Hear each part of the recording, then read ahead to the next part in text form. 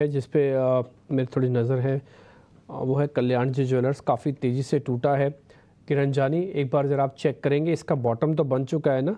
चलो ठीक है, मान लो किसी को एवरेज भी करनी हो, मैं कह रहा हूँ नया बंदा नहीं आए, किसी के पुराना फंसा हुआ हो, एवरेज करने का सही समय है क्या? एक बार इसका मंथली चार्ट भी दिखाना प्रोड्यूसर साहब आप। किरण जानी, आप ज़रा कल्याण जी ज्वेलर्स के बारे में बता दीजिए।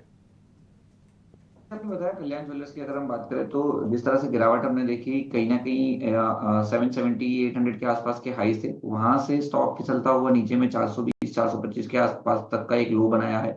अब वहां से हम देखें तो डोजी कैंडलस्टिक पैटर्न और कल जिस तरह से स्टॉक्स ने एक अच्छा खासा रिबाउंड नीचे के लेवल से बनाया है, डेफिनेटली एक बार के लिए हम सोच सकते हैं कि बॉटम बना हुआ है। डेली चार्ट के ऊपर आप देखोगे तो क्लियर कट स्टॉक प्राइस जो है वो ओवरसोल्ड टेरिटरी के अंदर है। तो एक शॉर्ट टर्म के लिहाज से यहाँ से जब तक 420 का लेवल ब्रेक नहीं होता है तब तक के लिए एक बार लॉन्ग पोजीशन कर सकते हैं। अगर 420 का लेवल ब्रेक होता है देन देयर आर चांसेस कि यहाँ से फर्दर गिरावट आए। चांसेस काफी कम है क्योंकि वीकली चार्ट के ऊपर भी हम यहाँ पे एक बढ़िया सपोर्ट देख रहे हैं। डेली चार्ट पे जैसे हमने बताया ओवरसोल्ड टेरिटरी के अंदर ट्रेड कर रहा है, तो एक शॉर्ट टर्म बाउंस के लिए बाय कर सकते हैं। ओवरऑल ऊपर में आप देख सकते हो 500 520 तक के टारगेट जैसे ही उस लेवल के ऊपर सस्टेन होता है उसके बाद वहां से एक अच्छी खासी रिकवरी और ज्यादा देखने को मिल सकती है।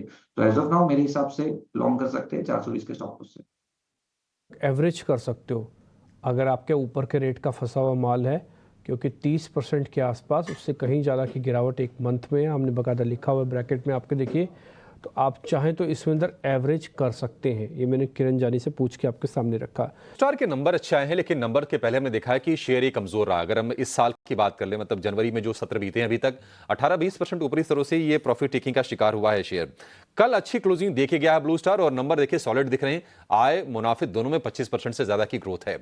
कुणाल जी, ब्लू स्टार बताइए क्या करना है आज।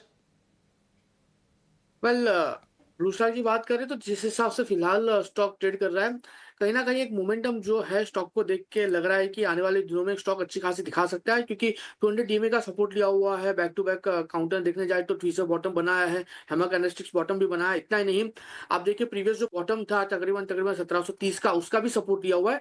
तो इक्वेशन देखने जाए ना तो बुलिश के साइड का ये खरीदारी करके चलने की सलाह है।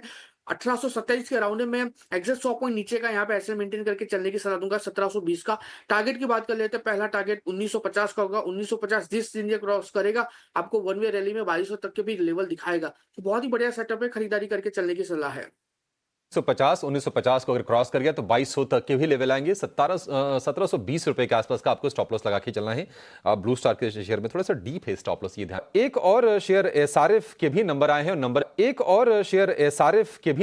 नंबर इसके अच्छे आए हैं।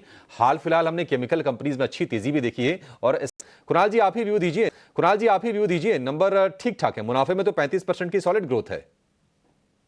फिलहाल इसको अवॉइड करके चलने की सलाह दूंगा, क्योंकि मल्टीपल रेजिस्टेंस है ऊपरी लेवल पे 2700 के अराउंड। पहले भी 2700 का रेजिस्टेंस फेस किया था, उसके बाद स्टॉक ने 2200 तक की गिरावट दिखाई थी।